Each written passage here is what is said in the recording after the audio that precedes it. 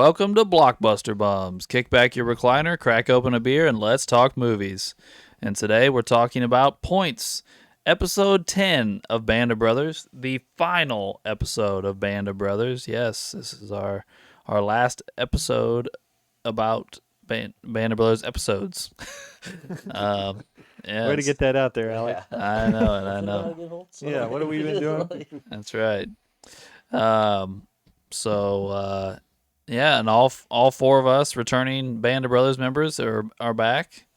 I don't know how much more we'll see AJ here in the recent times, but he's back today. So thank you, AJ, and we can get started. Tom, what did you think of your rewatch of episode 10?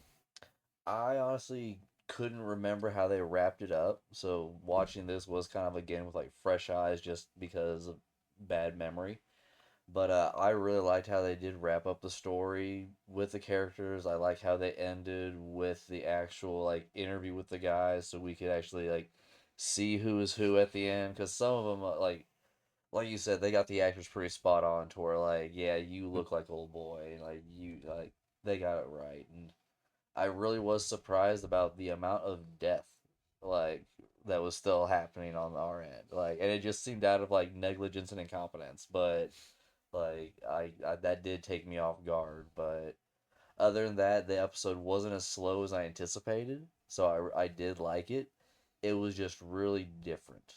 Like, it just had a different tonality to it, I guess. Especially like after they take Eagle's Nest and all that kind of stuff. It's really more about like, what is everybody gonna do when they get home? Mainly Nixon and Winters. Yeah. AJ, what were your thoughts? It does wrap everything up nicely, but still has enough for it to be like a nice full episode. The biggest things that I think jumped out to me was like the whole point system. Mm-hmm. Yeah, they kept Webster had like 81 out of 85 points needed to go home. Stuff like that is just crazy. That's Like, getting the running joke behind it, or like, yeah, something bad would happen, they would say just the number of points. Like, Well, I mean, then you have the fact of like we had a handful of guys that didn't have enough points to leave that had been there since D-Day. Mm-hmm. Oh.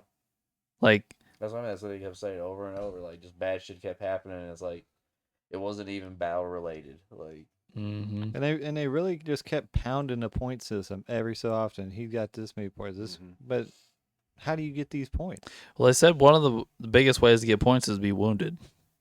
Oh, really? Yeah. That's why Shifty was irritated. Shifty's like, I don't have very many points. I've never been wounded. Yeah. Well, I don't forget what episode we talked about it, but it was Shifty Malarkey that had been on the front line more than anyone else. Yes. They weren't wounded and taken off the line. Yes. Yeah. Well, Ray, what were your thoughts? I thought it was really good. I call it the nice cool down episode. Kind of more of a victory lap, you know. There's still action. There's still stuff going on, but it was low key. It was cool. They're not real present danger, but they still had stuff to go on. And I agree with Tom. The Sandlot scene at the end where they're just like introducing everybody for the future and what they're doing. I'm like, I mean, I'm down with that, but I mean, I guess Sandlot was the way to go. Yeah. It was true. Before they left, they all played a baseball game together. So I'm not discounting that part. I'm just talking about this character and then this character. It's like Yaya, and then like Yaya, and then he married Peppercorn and had 9 kids, you know, kind of thing. Yeah, but shot well. Spielberg sniped it. Yeah, Sandlot's a great movie. So it is a great movie. It's well taken. But yeah, very good episode. I enjoyed it. Yeah, I think it's a lot like last week. It was a good episode, but for different reasons than episodes in the past. Yeah, like it was different than last week's episode. That was different than the other episodes. It's a third type of episode, and like Ray said, and you know, it's not full of action and danger and craziness. It doesn't pull on your heartstrings because of concentration camps and like craziness like that. But you know, it does a good job of getting across the points it needs to get across. Things are still happening, like you said. You get bummed out for certain people, and so on and so forth. But I think for me, it's the way I would wrap it up is it's a good episode. It was a good way to wrap things up, but it's not an episode that I think about a lot when I think of Band of Brothers. Right. I'm not like, ooh, I really want to watch episode 10 right now. Like I said, none of the big iconic scenes I remembered from the trailers or anything when it first came out were from this episode. The original trailer for Band of Brothers has a scene from this episode. Which one? It's the scene where Skinny is sitting in the Jeep like this, and you could he's like looking up and he looks sinister as shit. But it's right before they go in that cabin and shoot that guy. But it's just they just showed him sitting in that Jeep. That's all they showed in the trailer. I kept waiting for it all series when we were doing the rewatch because I see it all the time, and I'm like, where the fuck is that? And then it was in this episode. I was like, I finally found it. No, yeah, didn't catch that. Yep. But yeah, you're right. There's no iconic scenes in this episode. If there's anything iconic about it, it's just the scenery. Oh yeah, Oh, that yeah. that shit was Beautiful great. scenery. Made me want to travel for sure. Yeah, I go visit Austria. Oh yeah, for sure. I mean, just look at. First off, no wonder that's where they decided to put everything. I mean, that's so beautiful, so beautiful there. I mean, when the officers been touched by war or anything either. So Yeah. it's, like far removed, like when they're all the officers deer hunting and dicking around. Yeah, like when the officers are all up in the actual eagle's nest on that balcony drinking, and you're just looking out over the mountains, like, Oh oh my my God. goodness, man! Yeah, Like dude. one of the most breathtaking scenery you could imagine on water at Earth. that altitude, even like Yeah. like there's so much there. Yeah, I was more taken away with the stonework of the Yeah. I guess you call it the castle, or whatever. Yeah. But that shit was phenomenal. It's crazy though that they were at war and they had time to build all this. Yeah. Oh, they built so many structures. Yeah, And up in the mountains, away from everything, building all these elaborate structures, A lined with gold-plated gold. elevator. Yeah. Like you were able to do all of this while simultaneously fighting like the entire world. that's a hell of a drug, Alex. Yeah. Like, just like, But I guess to go back to the beginning, really here is the beginning of this episode is really about they want to be the first one to the eagle's nest. yeah, the fucking French. Like, Yeah, I mean, Yeah. trying to sneak you their way up there. Yeah, after who do they think they are? so many debacles and whatnot. Like, yeah. if you just said that about the British, I'd have been like, I get it. You said that about the French, I'd be like, y'all surrendered. Like, the fuck are you talking about? Yeah. Like, At least with the British, it'd be like a friendly rivalry and all Yeah. that. So we're like, all right, this like we're gonna get there first type thing. But no, it's like, don't let those bastards do it. Like, I can't believe they even try to attempt that. oh, I motherfucker. can't. That sounds like What? something Sons the of French bitches. would do. Like, everybody else fights the war and knows all the nonsense. And I'm like, yeah, we're gonna go take the bunker. I'm like, the hell you are. Like, Yeah. what did Sink say that the British general said? He said he was the first to do something. and First he- one into Paris. Oh, He's okay. gonna be the first one to the Eagles' Nest. Yeah. Who gives a shit? You're the first one into Paris. You should have given up Paris to begin I mean, with. the fact that we beat the French to Paris really says everything you need to know. yeah, it's a ridiculous statement to say. To be honest with you, like, that's No, but you knew as soon as Sink gave Winters the order, you knew he was going to send Easy in first. oh yeah, just the way Sink even said it to where it was just like, make this happen. Yeah, like, all right, got Well, this. Spears was already pissed that they hadn't sent Easy in to begin with. Oh, yeah, Spears wanted it. Like, you could He tell. knew He, there was Yeah. good shit to steal. yeah, like he's chomping at the bit. Like, Yeah, that dude was staying hardcore till the you're like, end. see, He you're needed like- some you're more like, if he could shit. Drag that gold-plated elevator out. Like, No, the best part was strip that bitch and everything. Sit down on the mall. Like, you could the just- best part was when Winters and Welsh are looting the silverware, and Spears reaches in to grab some, and Welsh just grabs him, pulls his hand back. I was like, "Don't even think about it." I was like, "Oh, okay, we're gonna throw down right here in the middle of this little restaurant." Yeah, because motherfuckers knew he took everything out. I'm trying to get a 4 set from my house.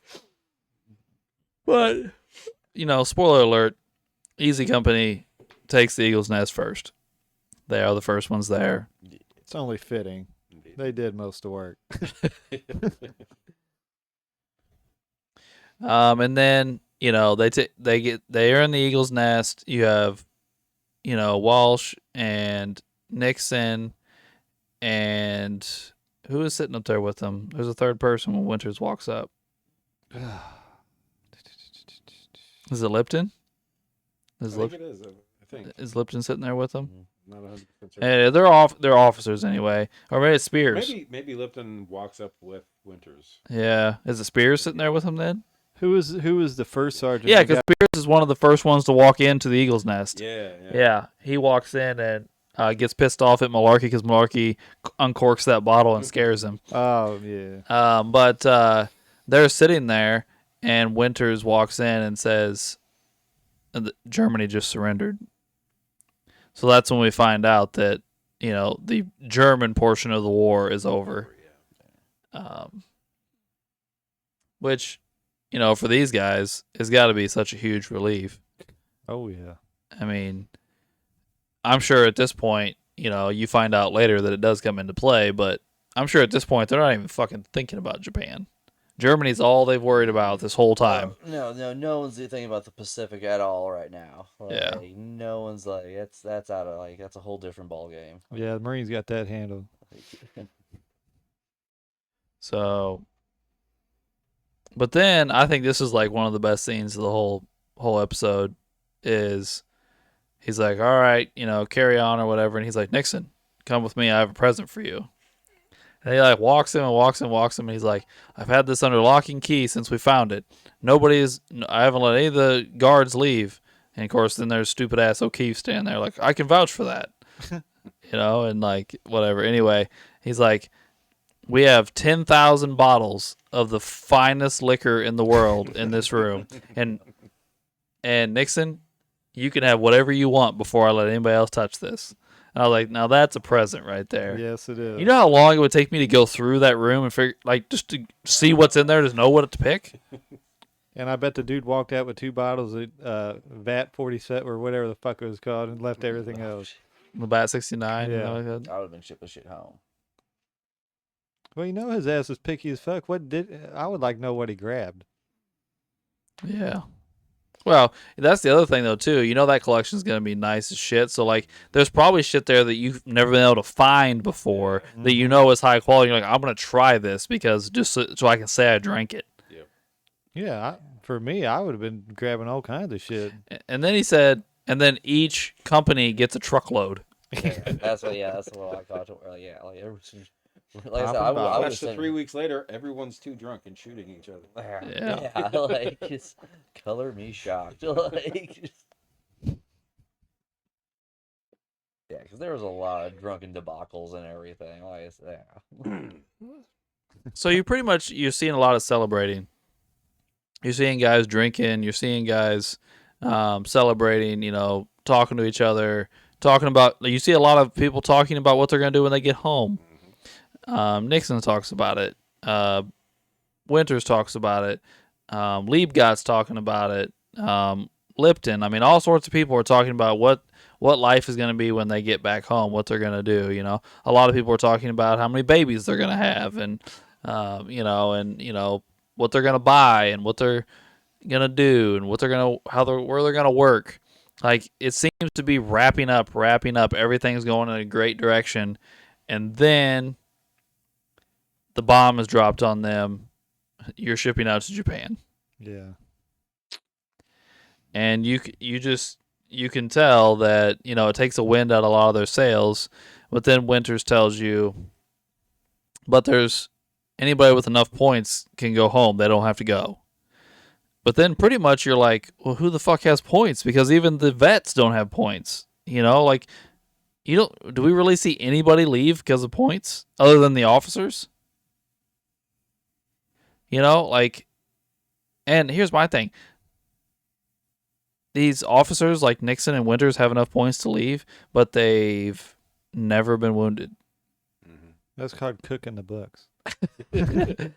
I guess I take that back. Winters was shot in the calf, wasn't he? Yeah, that little fucking bee sting. Yeah. But Nixon's never even fired a shot. No. Nixon got, But he had 3 combat jumps. yeah, That's true. He had 3 he got hit in combat the jumps. head, though. He did get shot in the head, yes. I mean, that should count for something there. Like, even though he never did fire his weapon, like.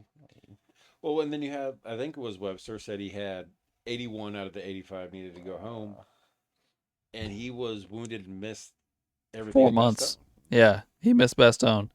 He was gone for 4 months because of his injury. And then Shifty, who was in every single combat action, had 75 points because he'd never been wounded. And Malarkey didn't have enough points either, and he spent the most time on the front lines of anybody in Easy. It sounds like whoever come with this point system needs a psychiatric evaluation. I mean, Welsh is the only one that goes home because of points, right? I think some of them had the option to, but didn't. Like Winters and Nixon both. It sounds like they're choosing to stay. They and Spears chose to stay. Yeah. You know, the officers did, but I mean, as far as regular soldiers go, I don't think They anybody. don't show anyone going home At because least of none of the points, guys were following, yeah. Yeah. Because, like you said, the only reason the Shifty did was because of the lottery. Like, Yeah. But then this, I don't know about you guys. This part bothered me when Winters and Nixon put in for a transfer to leave Easy, Oh, yeah. and I was like, seriously, like, why? Why would you leave Easy? And first off, Easy's your baby, Winters. Like you have been so like protective of them this whole time, and now they're gonna go and have to learn how to fight a new enemy on new terrain and new styles, and you're gonna leave them. And Nixon leaving, I guess you feel a little bit about it, but like, it's not the same. he's not training them. He's not in charge of them. He's their what does he do? Intelligence. Thank you. I don't know. I just thought I didn't like that personally. Yeah. I mean, it's his choice, I guess, but that was a little bit of a bummer.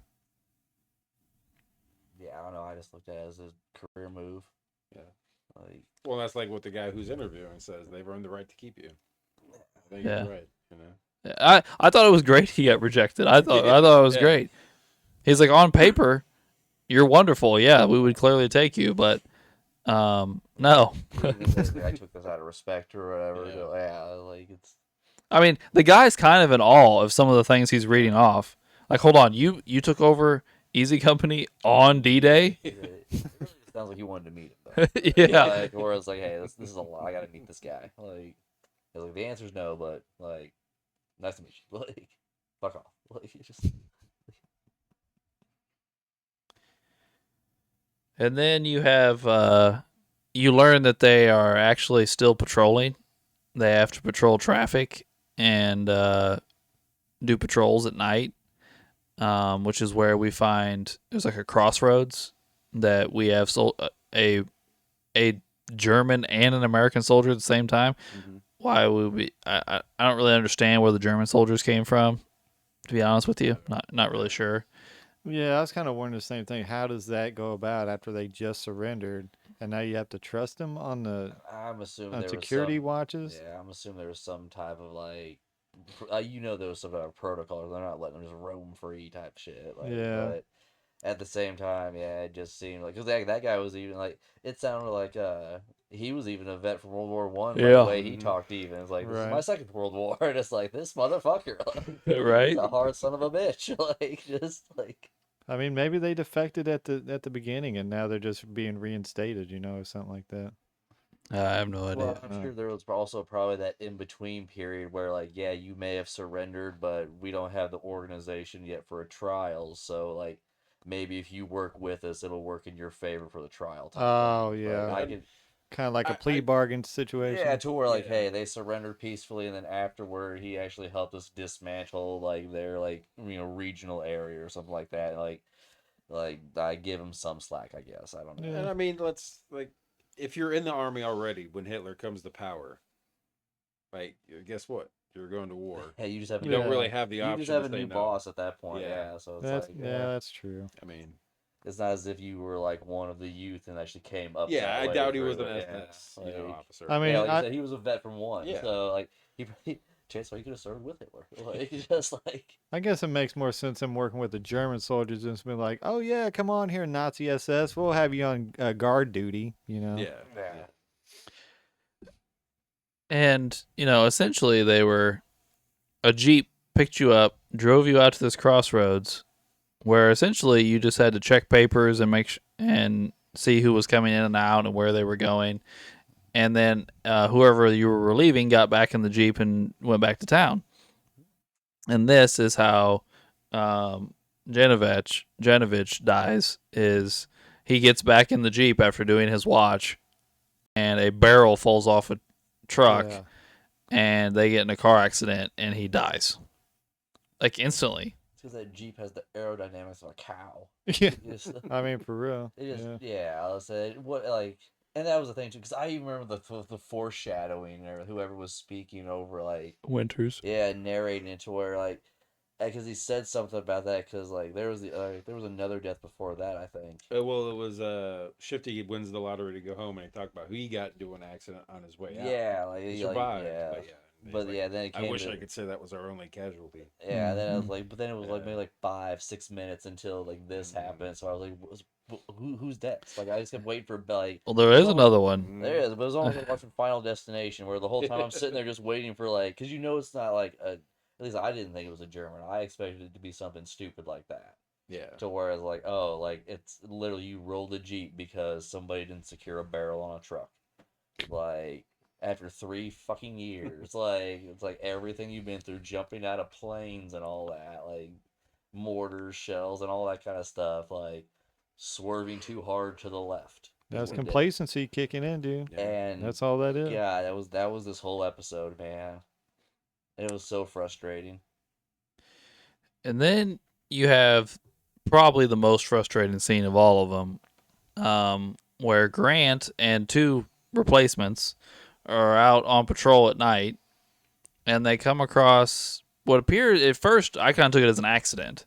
I thought there had been a car accident because there was 2 Jeeps and they were like facing each other, and like there was like a body laying in the road, and I was like, oh crap, they come up on an accident, but it was indeed not an accident. There was an American soldier in a Jeep who had run out of gas, That's what it's saying, yeah. and he flagged down another Jeep that had some Germans in it, to ask them for gas. And when they told him they didn't have any, he shot and killed them. Well, Grant gets out of his Jeep to see what's going on and realizes what's going on, and is like, "Hey, Private, why don't you hand over your weapon and come with me?" And the guy, I mean, there's a little bit of back and forth, but the guy just spins around and shoots him in the head. Yeah. And it's pretty brutal. Mm-hmm. Kind of hard to watch there. And, the crazy thing is they don't show you what the other 2 replacements do.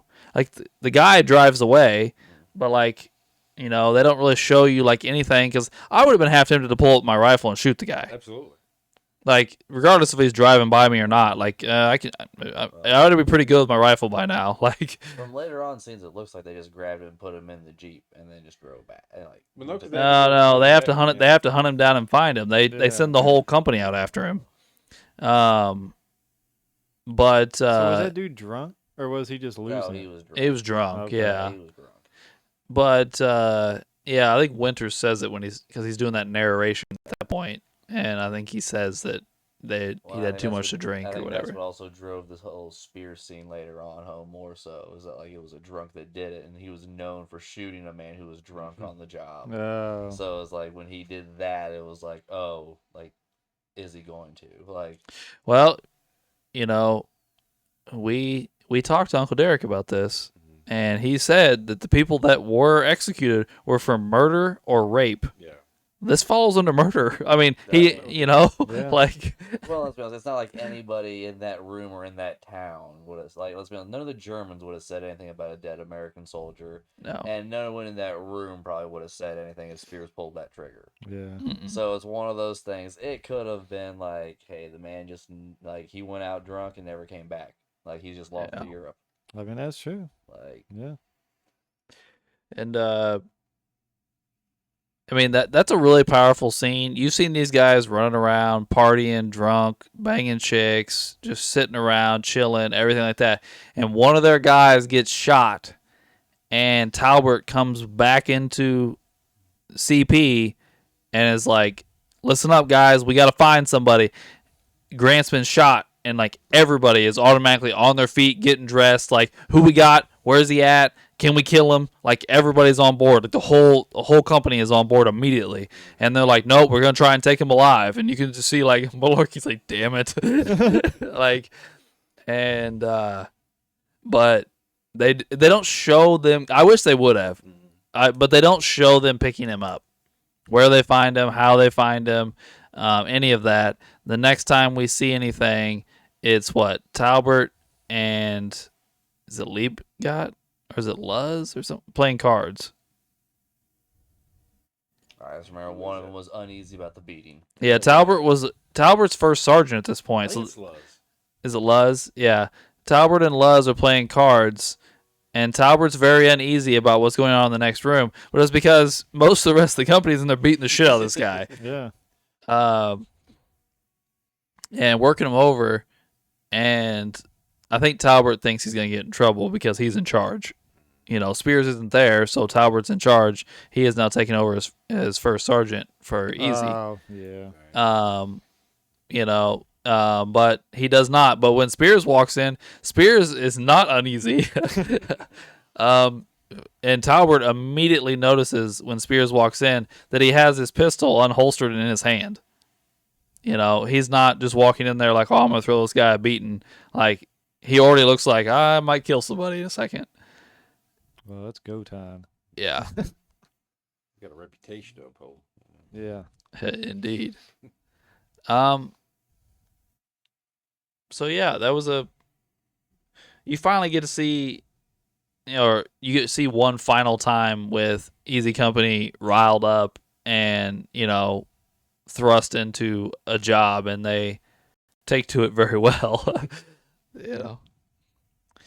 And then that kind of wraps up, and then it's announced that Japan surrenders, and they're no longer going to Japan. That the war is And the war is over. And then comes Ray's favorite scene of them playing baseball, Yeah. where they Sultan of SWAT.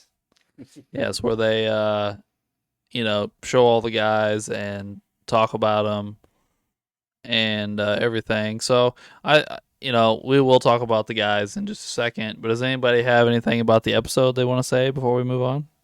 Some of them guys had like the worst swings I've ever seen in my life. And Martin couldn't throw. Yeah. Yeah, I noticed that. that's Like, old I school don't know what- baseball, Alex. So, like, It's like they stopped playing baseball at 5 or something. how they played then, Ray. Anything else, guys? Let's see here. Now, without going into Oh, individual Sobel. stuff, but Sobel was in Oh, here. Yeah, I know, but we got to talk about the characters Oh next. yeah, I keep forgetting that's about what that I mean. part. Like, it's like might as well just go on to it. Like everything Yeah, I have let's to talk just about go. is an individual thing. So, like, Yeah. fuck it, you're just pigeonholing it. Like, All right, well, we get the board pulled up. I got some facts for us here, guys. The writing group hated the interviews Really? and petitioned to have them removed from the film before it was released. And Tom Hanks stood very firm. They will not be removed. Yeah, fuck the writing group. Yeah, I think those are Crazy. powerful as shit. Yeah. Like Yeah. seeing the actual guys talk and say things, I think is they never gave a reason. no. One of the writers was actually on the podcast. That's how I know this because he said this is one of the things that because they were talking about how great of a job he did writing. And he's like, I didn't do everything great. And he told this story about how the writers got together and petitioned to have them all removed. And Tom Hanks was essentially like, no, you guys don't get a choice in this. We're not doing it. Like they're gonna stay. I just, Oh, I God. just can't think of a reason why. Yeah, it doesn't Doesn't make no affect. Well, sense. it doesn't really affect the episode. It kind of adds to it. And that's Yeah. yeah. And it doesn't affect anything that was written. Right. Yeah. Yeah, because they're making them stay like true to their real life stories anyway. Yeah. Like you're not really. Other, I guess other than the Catholic Jewish debacle or anything, you pretty much got to stay true to how the person lived. Yeah. I mean, I and it's like mean, the families and everybody did their due diligence with that, so it's like you didn't have a whole lot of like creative liberties, and it's apart from the story. I guess if I was a writer, I'd kind of take it as maybe a semi spoiler to what I wrote. But I mean, you still have to watch the episode to understand what the hell they're talking about in the first place. Mm-hmm. Yeah, they are telling you things that go on in the episode, but they don't always make sense before you watch the episode. Right. Yeah. There's not any real like detail. Yeah, exactly. There's no big spoilers. Yeah. Next thing is the swim scenes with Winters. He really did like they really did those. He was really swimming in a lake there, but it was only 40 degrees, Oh God. so he could only be in the water for 1 minute at a time. And every time before he went in the water, they would cover him in goose fat. Oh yeah. I never heard of this before. I've heard that. I Yeah, don't I think I've also- heard about the goose fat, but I've heard Right. about them lathering up in something. That way they don't get frosted I've heard up. just lard. Yeah. Yeah, because I've heard like Russians do it before they do their like polar plunging sometimes and all that Yeah. kind of stuff. Like, but once again, yeah, it's no different. 40, it's like an ice bath. Like He with said dopamine in the morning. Like, that it because of the way they shot it, and he could only be in the water 1 minute at a time and everything. It took them an entire 16-hour day to shoot all the swim scenes. That makes sense. Yeah. That's insane.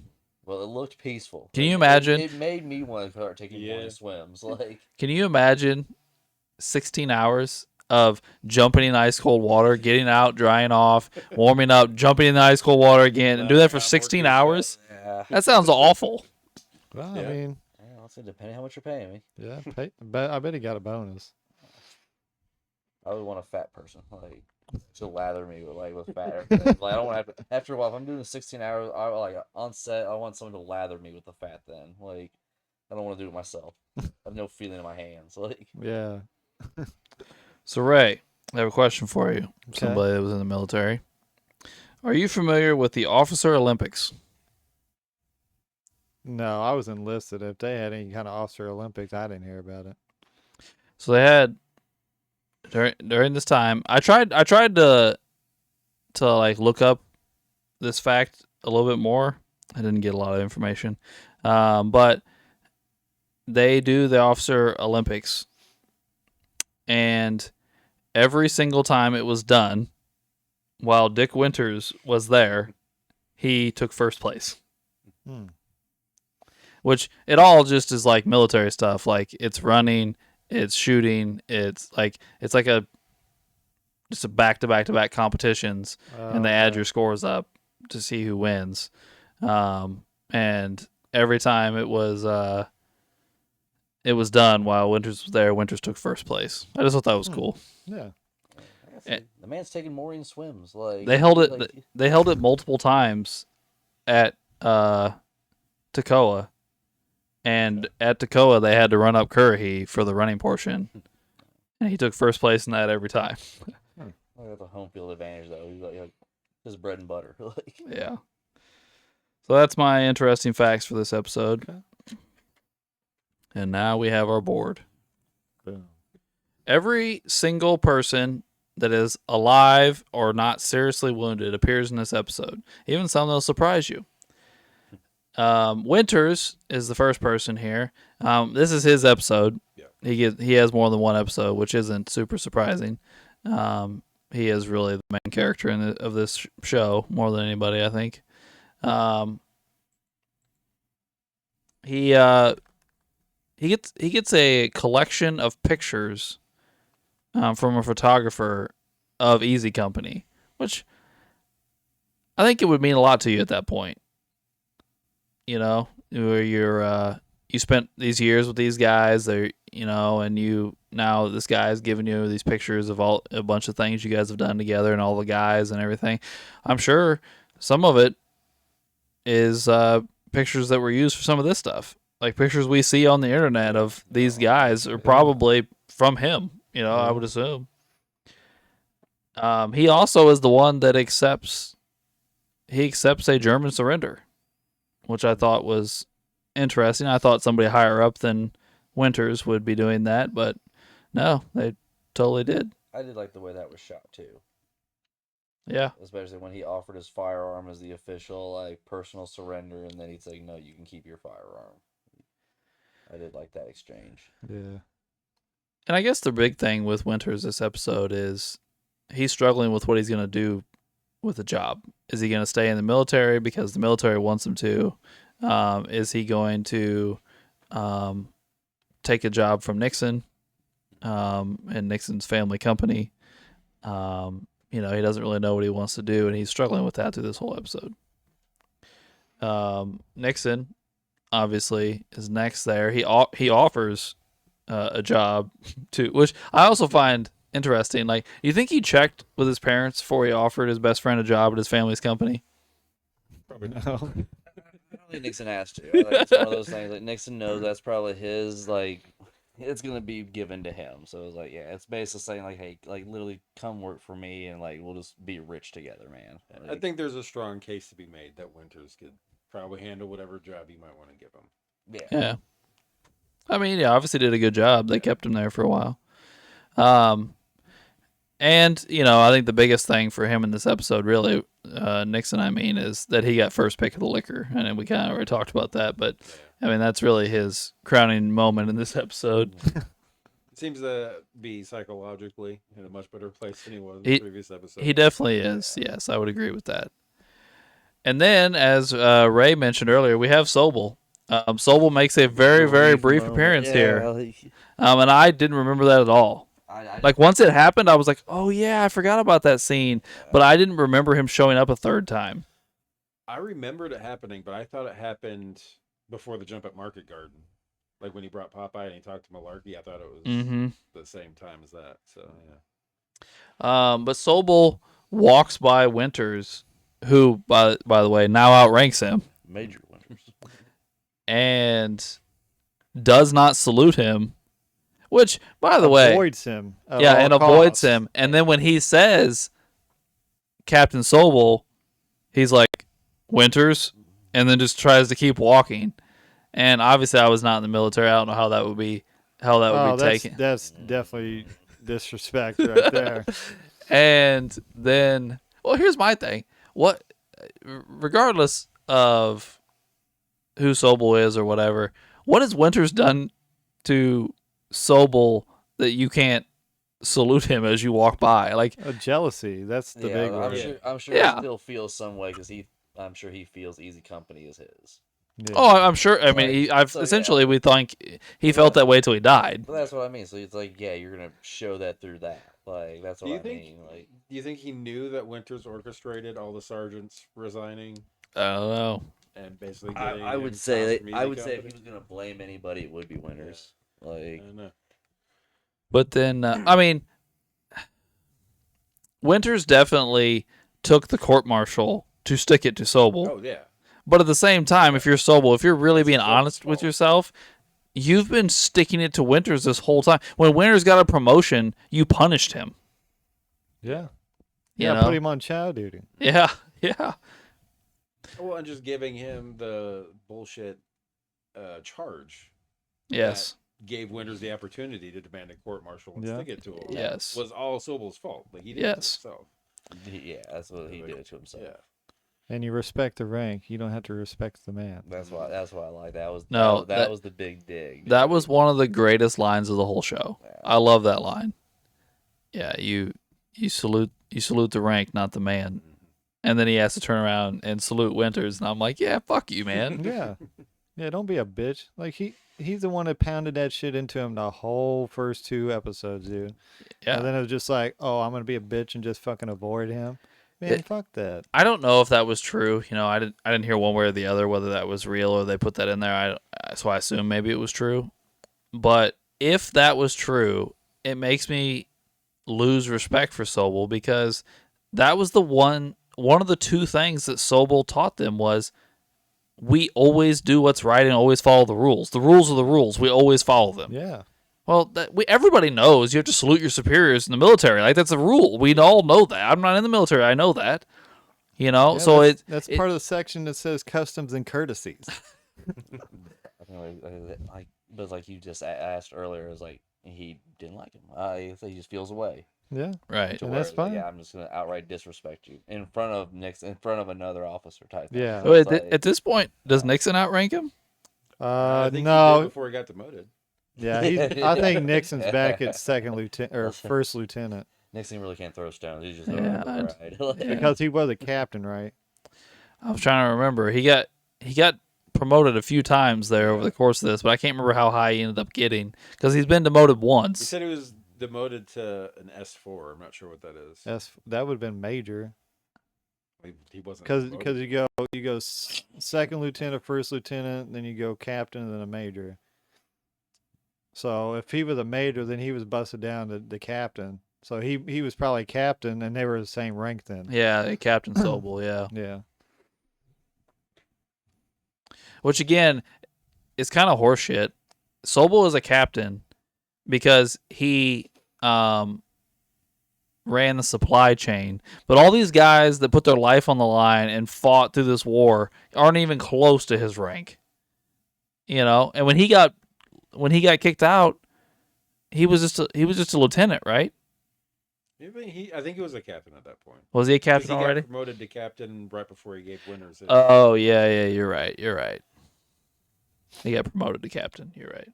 All right, well that's enough about Sobel. Bull is in this episode. They talk about him at the end. He ends up, going to Arkansas and moving Earth. yeah, an earth moving company. Yes. Oh yeah. Good recall there, Tom. I just remember that stood out to where I was like, yeah, there's like down there moving Earth. I was like, I know what the job is, but the title is just like it just sounds so like. It's like, wait a minute, he's doing what? Just moving, or like you're moving dirt. Like, yeah, just like it's like, what are you doing, Bull? Like, just like the fuck's going on in Arkansas? Like, Doc is next. Doc's the one that surprised me the most. Doc left to be went home to be a construction worker. Not that I'm bashing construction workers, but I thought he'd do something in the medical field.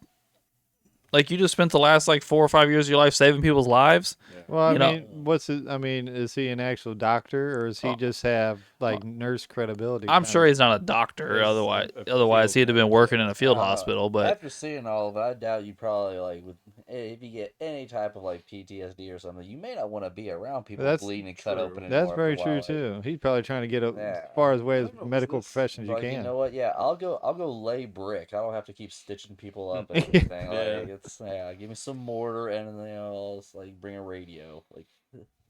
and then you have Lipton up there. Lipton gets promoted again, which is cool. I always liked Lipton's character. He gets promoted to what is it? It's probably first lieutenant or captain. I think it's does it say second? Well, sometime? he got second lieutenant in that episode back 3 or 4 episodes back. Okay. Anyway, I don't know, but he gets promoted in this episode. Okay. And he's sent to battalion headquarters. Essentially, Winters did it as a favor to him to get him away from everything. So yeah, and does anyone remember what he ended up doing? He become an executive or something. Yeah, didn't he? They said he ended up running a company that was worldwide, Yeah. and yeah, Is he the one that bought a big house or some shit like that they talked about? I'm not sure. And then we got Malarkey, who's sent to Paris to oversee air shows. No. That won't let you down. Hey, I mean, after all this shit, I would be more than happy to be fucking Yeah. around saying, okay, we got 4 planes on this one, guys. Go up. Absolutely. And Malarkey is one of the first 4 guys to walk into the Eagle's Nest, which is kind of cool. Yeah. He was one that I thought looked like his character in real life. Yeah. Like when I seen them at the end, when I seen the real Malarkey, be like, yeah, that's you. They did spot on. Malarkey and Gardner. Yeah. Yeah, yeah, Those were, Garnier, those were yeah. two that I don't even have. I knew it before it popped up. I got you. Yeah. And Popeye just appears in this episode. He doesn't do anything. Webster is kind of the same way. Webster is in the background quite a bit. He doesn't really do anything. Skinny. He's the one that shoots the man in the cabin. And by the way, was I the only one that, or I don't think I am. We still don't know whether that guy was guilty or not. It's guilty enough. Yeah. I don't know. That was kind of questionable call. Because here's my thing: Like I said, it's one of those things that just too much both time you speak in German. both translators went into that house. One of them said he was guilty, and the other one left and refused to participate. They both speak German. The guy that shot him does not speak German. He's like, well, Liebgott said he was guilty. Well, Webster said he wasn't. So, like, we have no idea what the hell it was. But he ran. That was enough guilt. Yeah, that's Yeah. what Liebgott said anyway. Officers don't run. But yeah, he does that. By the way, Cobb does not appear in 9 or 10, even though he's not dead or wounded. Thought that was weird. Well, that's good. They don't need his bitch head. Here's one of the bigger surprises. Buck comes back to play baseball. Yeah. Yeah. Seems like he's doing much better also. Well, that was the whole reason. Yeah, like, hey, like I'm in a better spot now, guys. Like, haven't lost my mind. By the way, I looked up his career as a lawyer. He has tried some really high-profile cases. Yeah, I was gonna say when they actually listed off like what he did afterward, I was like, oh shit, like go Buck. Yeah. No, I can't remember who it was. It was a famous person. It was like a really, really famous person. I mean, like The Rock or Mark Wahlberg or like a really famous actor. And he was telling the story because I ran into this interview looking at Band of Brothers stuff, and he was like, I went into this. He's like, I hired a lawyer because this guy was recommended, and I went into his office, and he had all this army memorabilia in his office, and finally I was like, hey, is like, was your family in the army or whatever? And he's like, oh, I was in the army years ago, like blah blah blah. And then finally he like told him who he was, and like he put it together, and he's like, you're the guy from Band of Brothers? And he's like, yeah, like that was me, and like trying to like downplay it and everything. And he's like, no, you don't understand, man. like that is like so awesome. Like, but he's just these guys are just back when they're back home, they're just regular dudes. Yeah. Well, I can imagine too, especially that like I would want to be known for the job I'm doing then rather than what I did there. Yeah. Like to where especially something like that. Like don't hire me now as a lawyer because of like what I did. Like hire me because I'm fucking good at what I'm doing now. Like that would irritate me to no end. I think I'd have a chip on my shoulder because of success. Like even just saying that now, I'm already kind of like uppity. Like I can tell. Like then you got Picante is again just kind of around in this episode. Spears, the biggest thing with him is he decides goes to Korea. He decides to stay in the army. Yeah. Because it makes a career out of it. And he also is the one that puts the gun to the guy's head, but he does end up deciding not to kill him in that scene. But I couldn't help but think, man, if Grant would have died during surgery, he'd have shot him. Mm-hmm. I couldn't help thinking that. Yeah. And again, I think I agree with Tom. Like, I don't think he would have gotten in trouble for it. No. Like, no, because everybody was already okay with the fact that he may or may not have already killed somebody. So it's like this would have been confirmation of like, oh, so the rumor was true. He did off somebody else. Like, so now this is 2 is all you would think. well, here's the other thing though too. You notice nobody tried to stop him. No. They all got quiet No. because they were yelling before. If you didn't want to see it, you look down. That's Yep. what it was. Like Mhm. everybody else is like, hey, like out of sight, out of mind. Yeah, I guarantee if he had pulled the trigger, everyone in that room would have been like, no, he was escaping. Yeah. Yeah. It was a drunk playing with a firearm. Yeah. Yep. I agree. Then you have Mr. Liebgott. I will say, in the cabin scene, he seems a little almost unhinged. Mm-hmm. He seems very dead set on killing this guy before they even go in the cabin. Oh yeah, like he made, like I said, he made up his mind. If this guy speaks German, I'm gonna kill him. That was Yeah. pretty much it. To where like, Yeah. But here's what I want to know is how did he miss? Then his gun. Oh yeah, because the dude's ear was shot. Right? Yeah. How did he miss at point blank range? He had second thoughts. But then, Skinny didn't. you got any backstory on that one? Did that really happen? I don't know anything about that. Oh, Once again, I would not be surprised if variations of that happened, like all over Germany. Yeah. Like I said, it seemed like if you had the downtime and everything and sat there and was actually stewing on what you've been doing the past 3 years like that, and like it would just be too easy for somebody like to think themselves into a frenzy and be like, "You're guilty." well, I mean, they had so much downtime. That's all you had time to do was think and drink.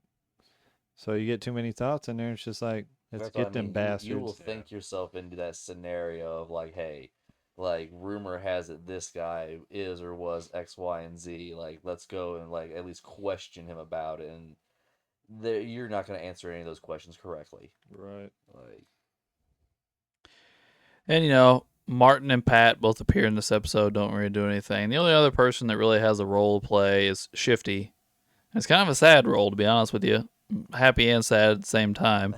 that's bittersweet. They decide to do a lottery, we'll call it, to see who gets to go home.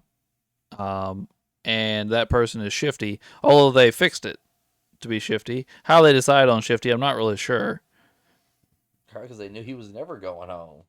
Yeah. The point system, everything, they probably Yeah. was like, dude, like, fuck. Like, Yeah, well, everybody else is like a couple away, talking about like 10, 5, or 4 and everything. She was like, I no, like it's like, dude, like you'd be here until everybody surrenders. Like, yeah. When I seen that helmet and there was nothing but one piece of paper that pulled out, I'm like, these motherfuckers. So he gets his ticket home, jumps in a truck to take him to an airport, and that truck is hit in a head-on collision by a drunk driver. He breaks a leg, his pelvis, and gets a severe concussion, and it spends 4 months in the hospital before he can go home. That is insane, man. Yeah. That's what I mean. It was just so much incompetence and nonsense that was like just happening around, like disorganization. Absolutely. Well, everybody, this is our.